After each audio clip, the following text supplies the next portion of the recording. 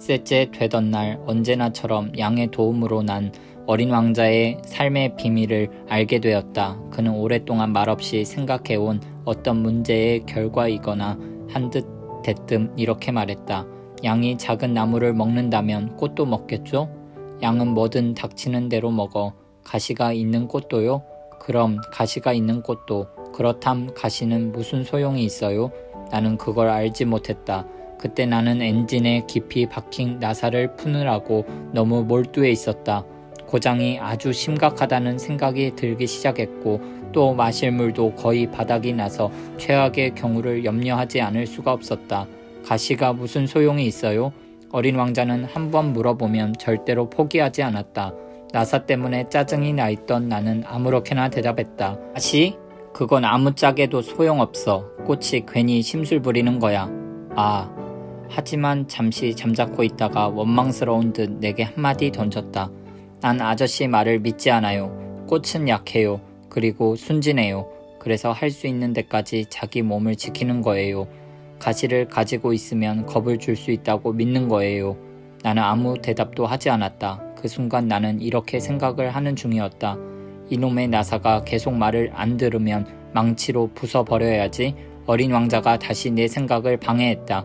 그럼 아저씨 생각엔 꽃들이 아니야. 난 그렇게 생각하지 않아. 그냥 아무렇게나 대답했던 거야. 난 지금 아주 중요한 일을 하고 있어. 그는 어이없다는 듯 나를 보았다. 중요한 일이요. 그는 기름 때문에 시커매진 손에 망치를 들고 아주 흉측해 보이는 어떤 물건 위로 몸을 기울이고 있는 나를 지켜보고 있었다. 아저씨는 어른처럼 말하는군요. 그 말에 나는 약간 부끄러웠다. 하지만 그는 가차없이 이렇게 덧붙였다. 아저씨는 모든 걸 혼동하고 있어요. 모든 걸 뒤죽박죽으로 만들어 버린다고요.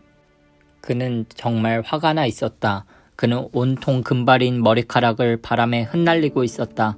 내가 아는 어떤 별에 얼굴이 시뻘건 신사가 한 명 살고 있었어요. 그 사람은 꽃향기를 맡아본 적이 없었어요. 그는 별을 쳐다본 적도 없고 누굴 사랑해 본 적도 없었죠. 그 사람은 덧셈 말고는 다른 것을 해본 적이 없었어요. 온종일 아저씨처럼 같은 일만 되풀이했어요. 나는 아주 중요한 문제로 바쁘다. 이렇게 되뇌고 있었어요. 그로 인해 그 사람은 잔뜩 오만해졌어요. 하지만 그건 사람이 아니라 버섯이에요. 뭐라고? 버섯이요. 어린 왕자는 지금 화가 나서 하얗게 질려 있었다. 수백만 년 전부터 꽃은 가시를 만들었어요. 아무튼 양도 수백만 년 전부터 꽃을 먹었어요. 그렇다면 꽃이 아무런 소용이 없는 가시를 만드느라 왜 그처럼 애를 쓰는지 알아보려는 게 중요한 일이 아닌가요? 꽃과 양의 전쟁이 중요한 일이 아닌가요? 그게 그 시뻘건 뚱보 신사의 덧셈보다 더 심각하고 중요한 일이 아닌가요?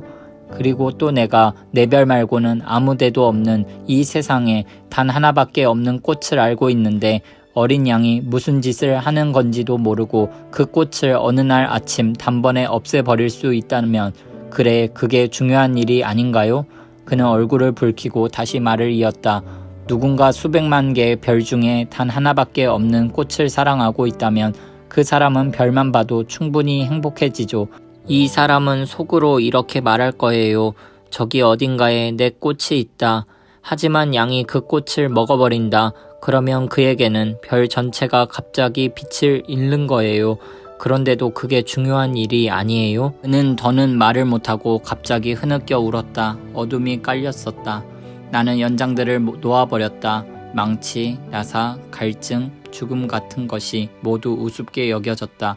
하나의 별, 나의 별인 이 지구 위에 위로해 주어야 할 어린 왕자가 있었던 것이다. 나는 그를 품에 안고 가만히 흔들어 주며 말했다. 내가 사랑하는 꽃은 위험하지 않아. 내 양에는 굴레를 그려줄게. 내 꽃에는 갑옷을 그려주고 내가 무슨 말을 해야 할지 알 수 없었다. 내가 아주 서툴다는 느낌이 들었다. 나는 어떻게 그의 마음에 감동을 주고 어디에서 그의 마음을 붙잡아야 할지 알 수 없었다. 눈물의 나라란 그렇게도 신비한 것이다.